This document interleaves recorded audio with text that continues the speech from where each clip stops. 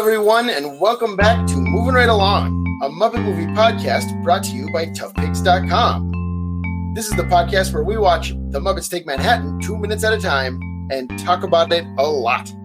I'm your host, Anthony Strand. And I'm your other host, Ryan Roe. And joining us once again, we have our very special guest back from last week. Who are you, very special guest? I'm Leslie Carrara-Rudolph. What? What a thrill! Wow. I know, it's exciting. I'm so excited. I walked all the way here from last week. You've You've been walking for 7 days. You've been walking for 7 straight days to get here. Amazing. Wow.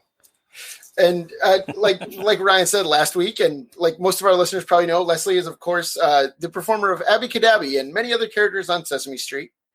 And actually, I left this out of my notes, but are you 5-time Emmy nominee? Is that correct? Yes. Yeah, we should mention that. Yes, I am. Too. There you go. Thank you. That is 5 more Emmys than both of us combined. Well, I didn't win any of those Emmys. Right. I'm the Susan Lucci of children's television. But you know what? Susan won eventually, so there's still hope, right? That's okay. It's so weird. I feel like we're such a team sport. It always feels weird to me. I feel like it should be cast. Oh, that would be good. You know? I feel like, other shows get cast, but we are such a cast, so anyway. That makes sense. Yeah, you're right. And today, Leslie is joining us to talk about minutes 11 and 12 of The Muppets Take Manhattan, in which Martin Price gets arrested and Gonzo and Camilla get engaged. But before we do that, before they can get engaged, Martin Price grabs Camilla and says, "Get back, or the chicken gets it." And that's where we start. And what I love is that Camilla's wings are just flapping like crazy while he's holding her up as though she were a gun and like pushing her in Muppet's face. Right away. So this is, I guess, a radio controlled Camilla puppet at this point. I would think. Yeah, I would think that there's a motor probably in her going. Okay. So it's nonstop. Oh yeah. Unless there's somebody on a control going what crazy with the wings. Or it might. Yeah. Okay. So it might just be like an on-off switch. It might just be that. Yeah, I mean, it certainly looks very mechanical. Like yes. But I don't want to skip over that when he says, "Get back or the chicken gets it." One of the cops just kind of looks baffled and says, "That's a threat." Yeah. Because I love that joke. To me, that's just like indication that the Muppets are in the real world where a police officer doesn't care at all if a chicken gets threatened, right? No respect for chickens. It's just like whatever, know? But of course, Gonzo does care because he yells, "Please don't hurt her, take me." And Dabney Coleman says, "Whatever you say, pal," and grabs Gonzo by the nose. Yeah. And then he's shaking them both around, pushing them in people's faces. And so Gonzo starts moving his arms and legs a little too. So that must be a radio-controlled Gonzo or a mechanical. That has to be because Gonzo. Yeah, because that is just it's random. So yeah. So you think somebody's controlling that? In that scene, I do. Okay. The scene in the hallway where Gonzo is just kind of like dangling there. That's all Dabney, That's what I thought too, yeah. He's puppeteering them. So I'll let you keep going on your path, because then I have specific thoughts about that. Sure. But I do think it's really funny how he's like using them both as though they were weapons. Like he's like pushing them in people's faces. Well, yeah, it's like he's trying to use them as a human shield, but they're both so small. Right. Yeah, that's the thing. Yeah. Okay, but what I want to point out is it's double duty, and yes, I said duty, because he's not only using them, okay, so his character is grabbing them as a weapon, correct? He picks up the chicken, or the chicken gets it, right? And he picks up, and then he grabs Gonzo, right? But as an actor, he has to not only use them as a weapon, but he also has to hold them, and give them life as if they were alive. So he becomes The minute he grabs those two characters, he becomes a puppeteer because he has to make this believable at this point. He has to put the energy in his arms. He has to make it look like she's struggling. Yes, you can just hold it and the wings could go crazy, but he has to make it feel like there's a struggle in both of his arms, and he is nailing it from the minute he grabs him. Yeah, you really believe that these characters are moving on their own. Yeah, and he's just like, he's totally stealing. He's got one like in a death grip, and then he grabs the other one. He's like, so he's a little bit half, into it. When he's walking through the crowd, he lurches first for the chicken, and then he like turns around and he backs up, which is great. How we never know how Animal gets there so quickly. I mean, that's a split second. Yeah, that's right. true. Yeah, goes from there to there. Right. Well, which I think is like part of the joke, though, right? That like Animal says "bad man" and then lurches forward, but suddenly he's behind Dabney Coleman. He's perched up in the doorway, and then he says "bad man" again, and then Martin takes off down the hallway. Animal's radio controlled there for sure. I mean, we see the whole Animal up there. Yeah. When he's hanging in the doorway, and they also had to do. He has to fit exactly in that doorway. So he's definitely just like screwed in up there or something, right? Like, yeah, or that's I forget what they call him, like a poser puppet or a. So it's armatured. Armature, thank you. That's the word I was trying to. Yes, and his probably arms and grilled. And then, but when it gets to the hallway, they just sewed it. They basically just sewed Animal's arms to his pant legs. Right. And, right. Yeah. I mean, that's where the point where Gonzo is like, that's where Gonzo's just dangling. And that's where Dabney, like, he gets to make this funny. I mean, he's in charge. When he goes, like, they show the close up of the legs, and then here's the random thing. Then the two guys with the ladder. The ladder. And I just have to say that they totally picked a guy in a brown shirt, like the most unattractive backs. I mean, he's like in a brown shirt. The other guy has paint on his coveralls, and they're just like quietly walk through. And this is again with tempo, right? This is like the scene is so animated, like slowly we stop. We're walking through with a ladder, and those guys are just looking. They don't look at each other. They're just like, oh, look at that. Yeah, they just kind of very slowly pause and watch this these frantic actions that are going on. Yeah, and then meander back through. They're just everyday guys. Like, think of their audition. All right, turn around. Yeah, that's great. That's great. right. But again, that's where like the squash and stretch. We talked in the episode before about animation. Like if you have something still that's happening in the frame, like this calm, like little. If it was mayhem, And then what I like about Dabney is like he's using range. So not everybody knows physical comedy, and so he's animating the two characters, and then he's got Animal, but instead of just going down the hallway, he does a chaplain. Do you guys notice that? Right. Yeah. Because Animal is grabbing onto both of his legs, right? So he has to change the way he's running to reflect the fact that this creature is he's being dragged by this weird. He didn't have to do that. Yeah. He didn't have to do chaplain. He could have just he pushed it a little bit further, so he became like the tramp. Yeah. For those of you who can't see, who are listening to the podcast, Leslie just demonstrated the Charlie Chaplin tramp walk. Oh, sorry. I just love that he waddled it. Yeah. And somebody must have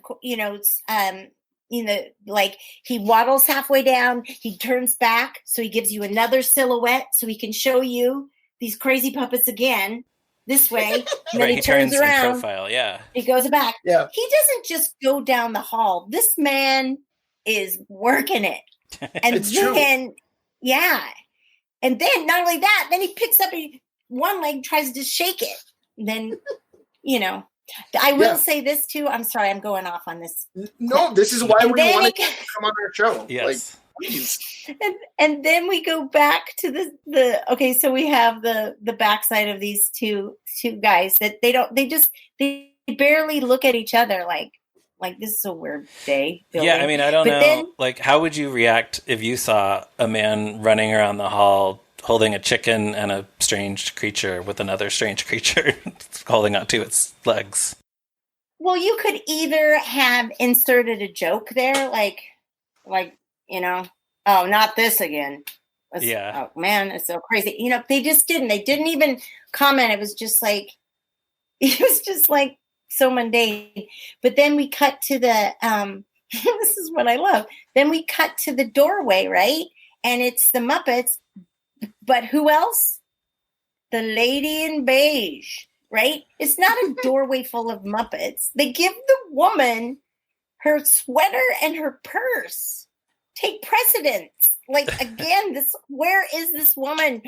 Her purse looks like it's macramé. Like, I'm obsessed with this. Like, they could have put more Muppets in the doorway, but no. And it's not. It's just her head's cut off. It's just her torso. It's just that sweater. I didn't even really notice that because the Muppets are doing a very funny little visual thing here where they're sort of looking back and forth down the hall like they're watching a tennis match. But right? Yeah, you're right. We also have this lady we can't even see her head. Yeah, that's really funny. No, it's just, it's like, we have to see this woman's purse. It's literally, it's featuring her little macramé sweater and purse. Yeah, and I mean, obviously that's a choice. I mean, they didn't have to put her purse in the frame there. No, so. They could have filled that space with Muppets, and that's what I like when parts of the real world gets knocked right up against the absurdity and it just. I don't know. It's a texture thing. It's just like, it's funny to me that we have a close up of that woman's hand on her handbag. Yeah.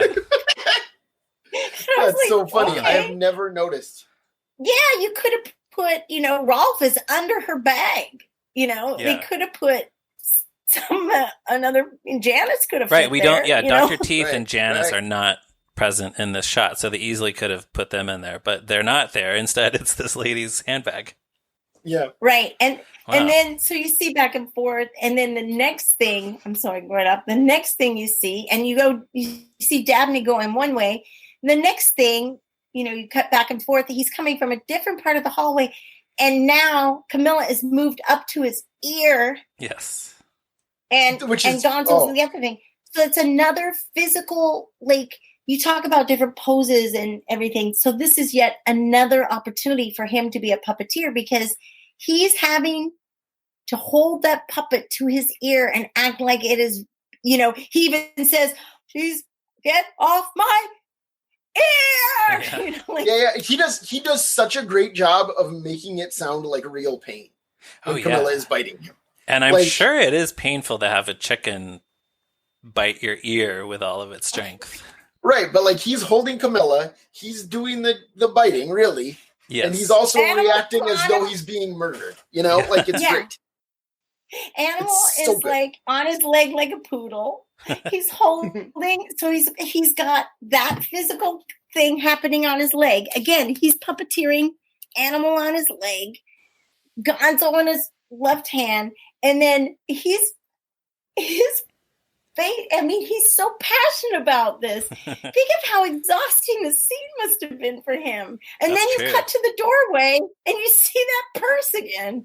You see that lady's purse. What is the purse thinking about all this? Well, I will never know. Yeah. Well, again, that lady and her purse is there when the police come and pick him up. Yeah. Well, and she actually, I mean, one of the things I love about that, so after he gets back there, the police drag him away, like you say, and I love the way that Dabney Coleman yells, "Where were you when I needed you?" to the cops, which I'm not even sure what that's referring to. No. Like, did he call the cops to help him with something and they didn't show up then, or something? I mean, I guess it's like, why didn't you intervene sooner while these three weird I guess things were attacking me? Yeah, you're supposed to protect me, serve and protect, but they were there to bust him, but then he's being attacked, right? So your policeman stopped the attack. Right, of course he was the one who instigated it. Right. Yeah. But that line reading is hilarious. But then the woman runs, as they drag him away, the woman runs down the hallway and yells, like, I want my money, and it's like she's gonna get it back right now. Like he's being booked, and he's gonna give her back her money. $300. She's gonna follow them to the police station, make sure he gets booked. She's gonna be following his case very closely. It's so good. So there are more things that happen in these minutes. But before we move on, I want to jump back to right before this. When Animal says "bad man," that was inexplicably edited out of the 1999 VHS release, and it's also missing from the Blu-ray release. Is it missing from the Blu? So that must be that same master or whatever. I guess. I think that's where they took it from the same source. But isn't that weird? It's very weird. Well, because I had this movie taped off the Disney Channel when I was a kid. I think I've said that on the show. And then when that new VHS release came out in 1999, I bought it at Suncoast Video. Right. And I remember watching it. Video. Okay. Yeah. No, that's great. I love that Suncoast gets that kind of reaction from you. Because that's how I feel about it. But my friend Jason and I were all hyped up to watch, clean VHS transfer of Muppets Take Manhattan. And when Animal's mouth opened and he didn't say anything, we were both just like, what? No, bad man. So it's not even that they cut the shot. It's that he opens his mouth and no sound comes out at all. Right. At least on that weirder. Just going, but no sound. Yeah. Wow. They just muted out the words bad man. And I don't know why. I tried to look when I was researching for this episode. I mean, I can't think of any censorship reasons that they would do that. Right. It's not like Animals swearing at him. Right. That's really weird, right? But isn't it? It just seems like it must have been a mistake. Yeah. Like something happened in the transfer process. Is Animal's voice in there at all? I'm trying to remember. I think it's the 3 times that he says "bad man" are just silent. That's my memory of it from 20 years ago. So, yeah, that's even weirder than I thought. Unless they, like you said, in the transfer, somehow Animal's tracks didn't make it. I mean, because that's weird. You think if they say, "Oh, we can't say bad man," you're going to have to loop, blah, blah, something. Right. That's but interesting. It's just that he opened his mouth and makes no sound. What are some other 2-syllable things that they could have dropped in that would have been get him, or you stink. Mustache. Yeah. Buffalo Bill wouldn't fit. Buffalo Bill. Dabney Coleman starred in a show called Buffalo Bill right before this. I know, that's what you're saying, but that's so random. I don't know. It was weird. Yeah. You've got mail. Why couldn't he say Ahab? Yeah. He could have been just reading the poster. That's why Animal is so mad. He went to see Martin Price's musical Ahab, and he didn't like it. So Ahab. Yeah, that would have been good. I brought up a little bit where reminds me of a Marx Brothers film a little bit because, when they were in the hallway just before we leave that, when the woman goes running by, before Dabney comes back in with all the I expected to see Animal chasing the woman. Oh, right. Yeah. It feels like that's going to be Animal chasing. I thought that's what's going to happen, but she was just running away from him. Right. And you mean that's like a Harpo bit? Is that what you mean? Yeah. Like Harpo chasing a random woman? Yeah. Yeah. Yeah. They do have that in common. Right. Which this is not a shock for anyone who's been following the show, but I think Ryan and I have discussed that on the show before. The similarity between Harpo. He has a and lot Animal. of Harpo-Marxism in one of the other movies. But the Marx Brothers have come up a number of times on this podcast. Well, but we're both I think that was like the first non-Muppet thing you and I ever discussed, Ryan. That is actually true. Yes, that's correct. So it's the Marx Brothers? Yeah, we bonded over the Marx Brothers like 20 years ago, like before we'd ever met in person. Yeah. Aw. That's so cute. Yeah, look what I learned about you guys on this podcast. The Marx Brothers and the Muppets bring people together. It's true. You probably would like the movie Imposters, because that's a lot like a Marx Brothers film. Stanley Tucci and Oliver Platt. And it's very, Alice Jenney, Tony Shalhoub, all these Billy Connolly, all these great. I don't know if I've heard of this. All the. Oh my gosh! Stanley Tucci directed that, right? Yes. Yeah, and I've that heard of it. reminds I've me never seen it. of a Marx Brothers film. It's really the opening scene and everything, and it's Billy Connolly used to enter my in this coffee shop in Los Angeles I used to go to. He used to I meet my friend there, and he would overhear our conversations and just jive in. Well, here's what I think, and he would just enter our conversations all the time. This I love about that. The podcast, though. I'm sorry. No, but that's a fun story. But listeners, if you like the Marx Brothers, the Imposters is great characters there, over the top. They had a great time with that. So I'm gonna have to check that out. Thanks for that recommendation. Yeah, me too. And actually, I feel like we should ask you this now, Leslie. Do you have a favorite Marx Brothers movie? Oh wow.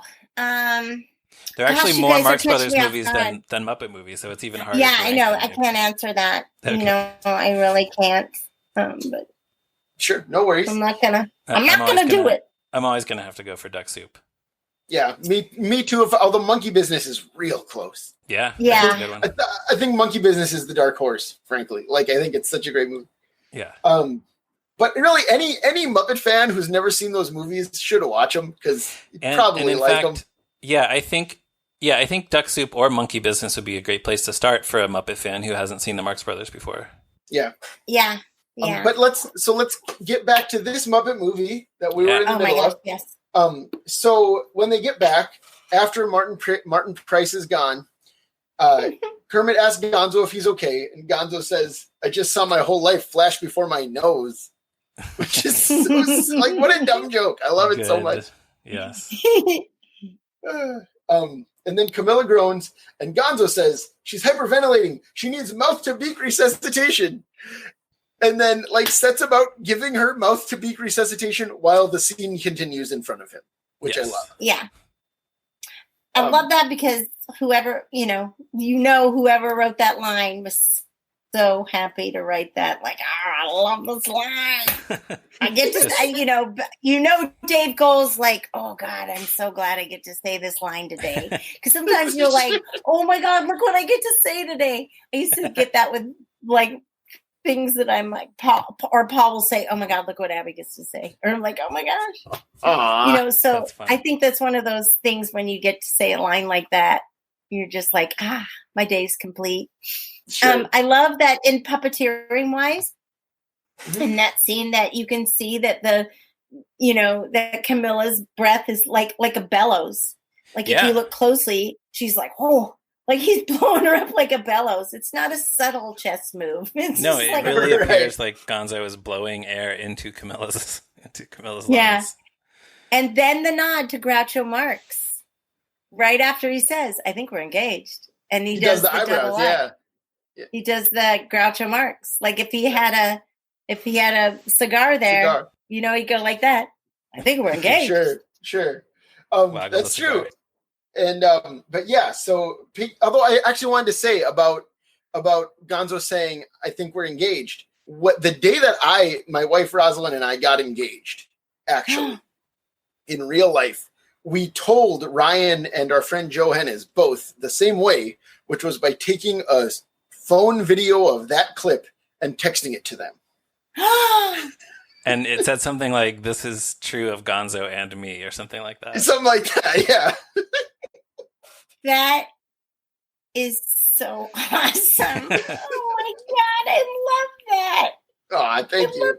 What a great way, to share somebody. It was actually Roz's idea, so I have to give her credit for it. I should credit her, yeah. But thus, confirming that you were making a great choice. Exactly. There you go. But my friend just most recently let me know that she was pregnant by dressing her 2 dogs in onesies that said soon to be big brother and soon to be big sister.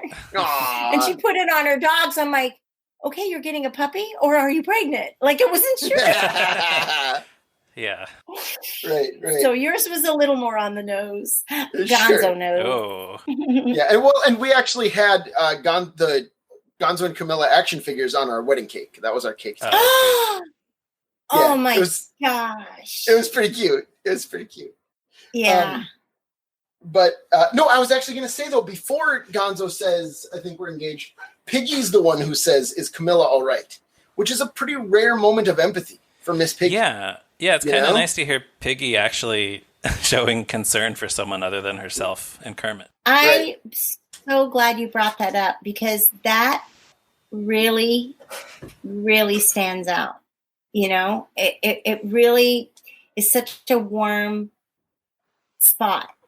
Of sister friend. And I think, that's a nice moment after all that went happen. Everybody's like, yeah, but is she okay? Was anybody witnessing what I'm witnessing? So that was really beautiful. Yeah, I wouldn't mind seeing a little more of that from Piggy.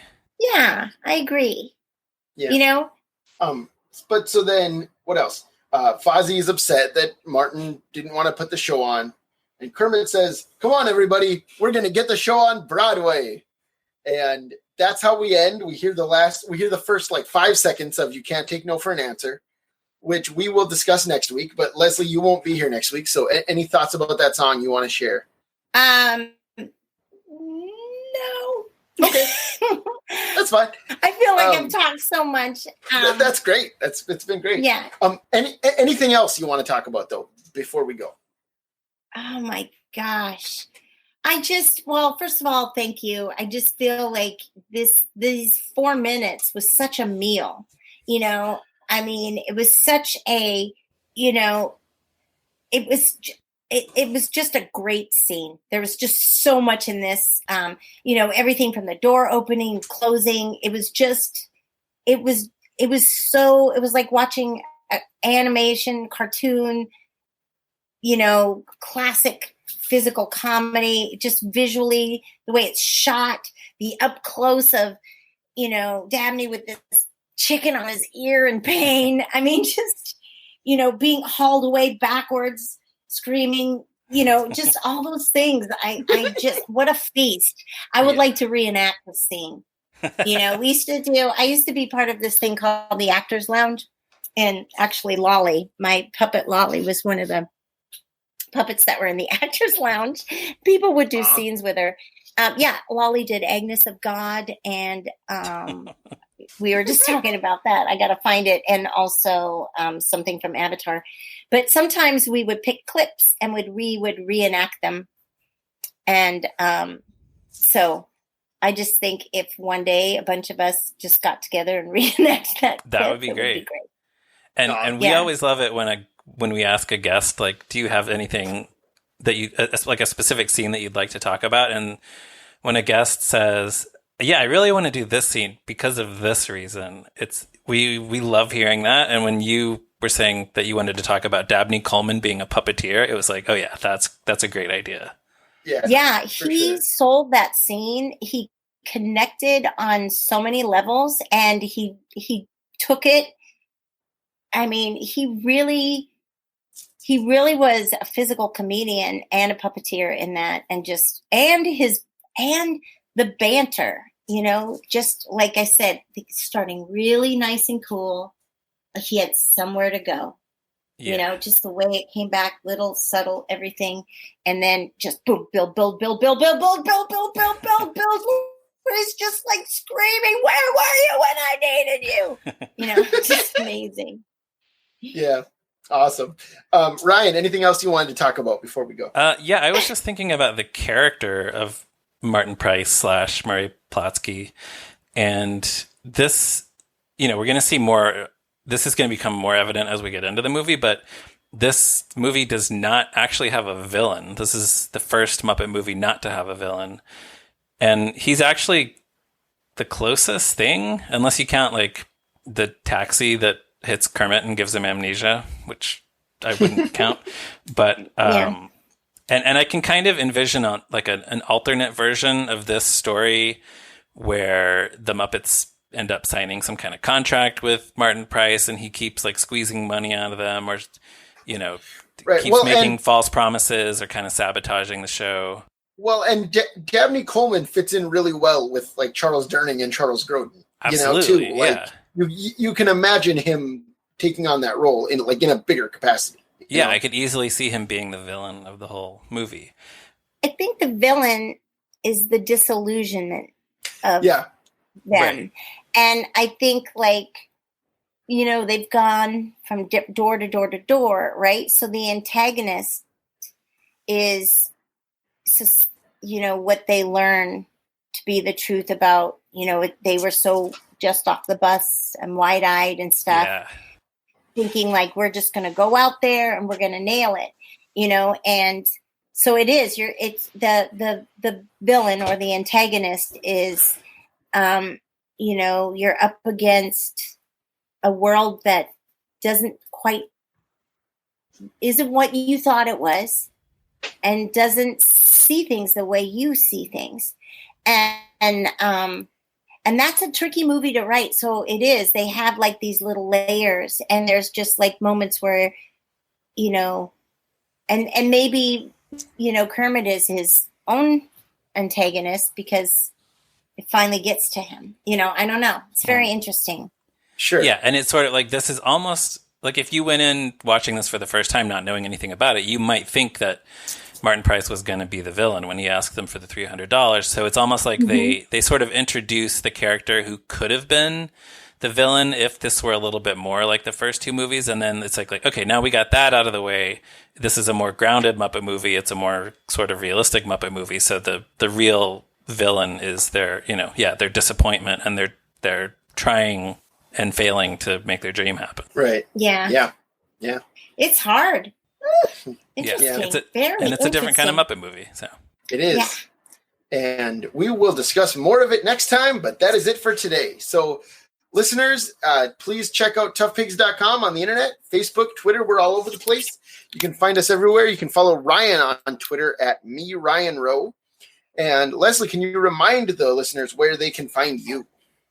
Okay. Well, the best place, I think, for me is my website, LeslieCarrara-Rudolph.com. I don't do a lot of stuff there, but we are posting things on Lolly Lardpop's page, and sometimes any kind of upcoming events or like things that Lolly might be hosting, or we do a lot of outreach and stuff. We're going to be renting some of our cabaret content. Then you and Lolly have been keeping very busy recently. We have been super busy, especially during this time where everybody is in need of content and some light to balance what's going on. We're also on Instagram, and Lolly Lardpop, we have a Facebook page, and it's somehow hooked up to Twitter. So I guess there's a Lolly Lardpop Twitter. Lolly Lardpop is also on Twitter. But the thing is it's mostly me posting videos and funny content or bad jokes and stuff. So it's not exactly a tweet, but it is fun. Wonderful. And also, and thank you so much for being here. Yes, again, thank Leslie. you. It's been a real joy. Oh, well, for me too. Thanks for letting me nerd out over it. Oh, of course. Yeah, anytime. Yeah. And listeners, we are not going to ask you for $300 a piece, but we are asking you to give us a positive review on your podcatcher of choice. I mean, hey, if they want to give us $300 a piece, we do have a PayPal donation link on the website. That's true. We do. Lolly Lardpop has a podcast too. I just, we haven't done them in a long time, but Lolly's Radio Playdate. It's true. You can find that wherever you get your podcast. Yeah, and that's fun. I'm telling you, it is that there's a lot to listen to. Awesome. Yeah, I've been meaning to listen to that with my kids, and we haven't yet, but we really should. Yeah, listen to Camp Blart. That's such a fun series. 21 episodes, 21 through 25. But the live episodes are a little bit longer because they were actually live shows. But we have a live band, and it's original music. Yeah. Yeah, I'll check it out for sure. And listeners, tell all your friends about the show, and join us again next week for another episode of Moving Right Along. Goodbye. Bad man.